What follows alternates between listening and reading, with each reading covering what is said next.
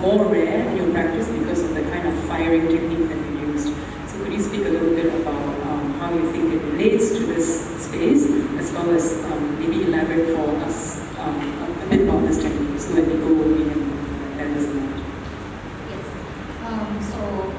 This is a very unusual show for me to be curated with video installation, and it's a very immaterial kind of show. My work is based in object making. I make ceramic objects, and when I started this series that you will see, I have two pieces. One is an installation, the first room that you walked into next to Richie's work, and then the other one is a smaller sculpture that is the end of the floor next to Anthony's work. They were made around the same times in the period that I was exploring my own identity. I am from Myanmar. I'm ethnically Chinese, and I speak Thai also because I was brought up along the border.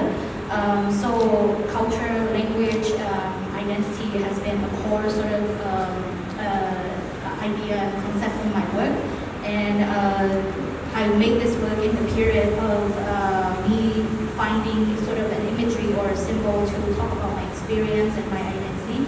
And I started with the symbol of the snake.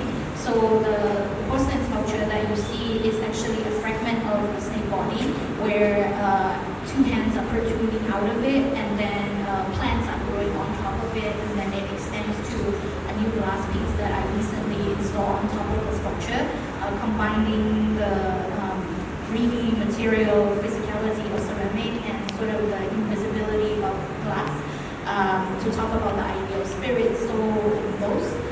For the on-ghost installation, I was inspired by spirit houses that I see in Yangon. Along the street, we have Bodhi tree. The Bodhi tree we will not cut down in Myanmar because they believe that spirits or ghosts or net, which is like a deity, lives in the tree. So they will not cut down the tree, and usually they will install some shrines on the tree to sort of worship and pray. So I was inspired by that imagery, and in the installation I wanted to materialize the ghost. So I have chains, body parts casted from my body, and also an imagery of a Nagame doll. I'm also interested in what makes a place. So this is a place-making symbol of my neighborhood. I live in Basundao, Border Town, very near Border Town Pagoda, and in Border Town Pagoda, they worship Nagame doll, which is the dragon queen. So in the installation, you see chains interconnected with all of these imagery that sort of represent the self, but also the culture, and also the relationship between animism and Buddhism within Myanmar society. The chain, the idea of the chain comes from sort of the idea of agency, suppression, oppression.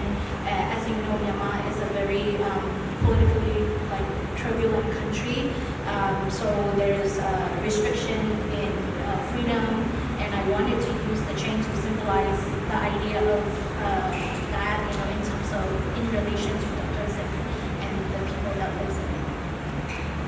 Oh, and firing technique.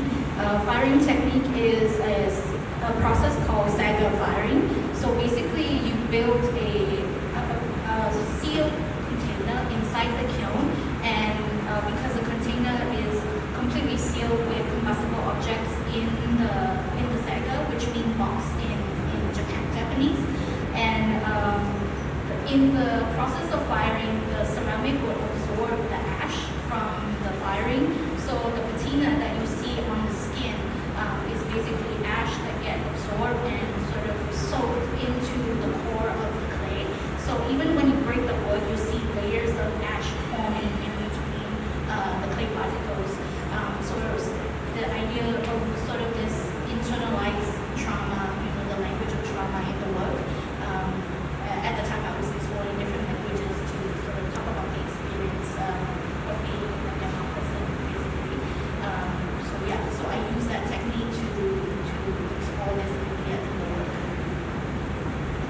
you.